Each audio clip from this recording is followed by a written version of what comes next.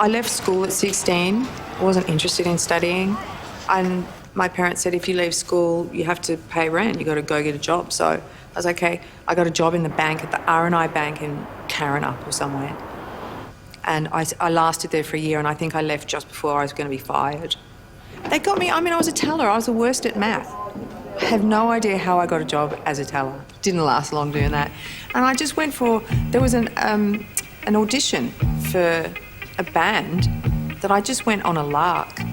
Thought, I'll just try it out. And I think I can sing, I don't know. So I went for this audition, and I got the job. You take all I give and more. I think it's fair to say. Pretty much straight away got thrown into this world of shows, gigs. And in Perth in those days, you could play every night of the week. You could do 3 shows a day. I actually saw her very first gig at a small tavern, Mount Lawley, called the Cat and Fiddle. Oh, yeah. With photo play. And I thought, OK, what's she going to deliver?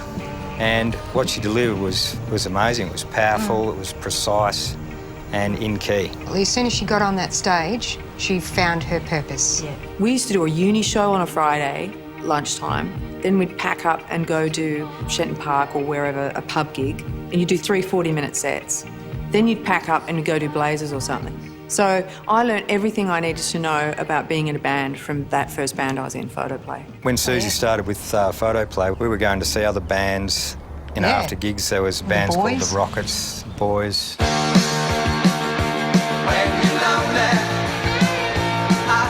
I remember going to see them down at the Scarborough Foreshore, and they used to have concerts down there, and all the grassed area just packed. There must have been 3,000 people there. It was just on a Sunday afternoon.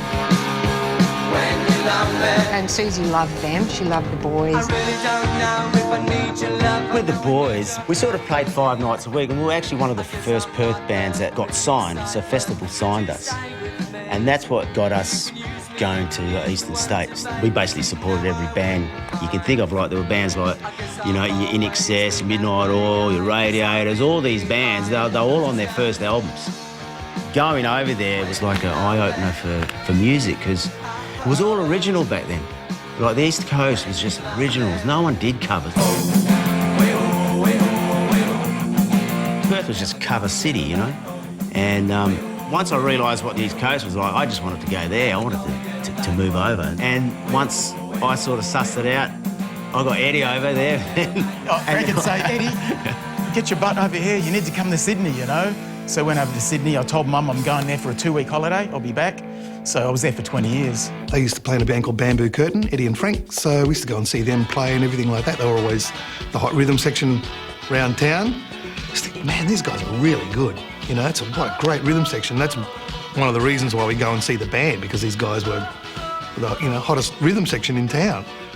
We're trying to get a deal, obviously. At that time, there was Boom Crash Opera, Wah Wah Nee, Noiseworks. Yeah, everyone's fishing for a deal, but our band never got signed up, but all these guys got signed up. Anyone who's doing anything successfully is not doing it overnight. No. There's no such thing. 2 years of solid gigging. And within that time, I kind of burnt myself out a bit. It was all a bit too much. But I got noticed by some guys who had set up a label, a very small label called Woomera Records in Perth. It was Kevin Peake and Trevor Spencer. And they had lived in England for 20 years before that. And they approached me and said, do you want to write some songs? Because I wasn't really writing songs at that point. This is 1984, I think. So I started working with them, and then through them, I got a record deal with EMI in the UK, just from this little bunch of songs that we'd written, and I went and lived in England for 4 years. I can't believe I got a record deal with EMI. It was like all these great bands. It was Queen and like Kate Bush and Duran Duran. It was like the 80s metal.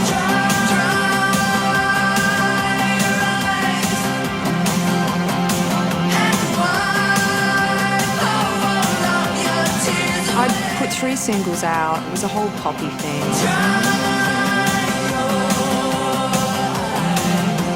dyed blonde hair and triple denim. She was really pop. But I mean, that's the thing, she can sing anything, that girl, you know? She can sing anything.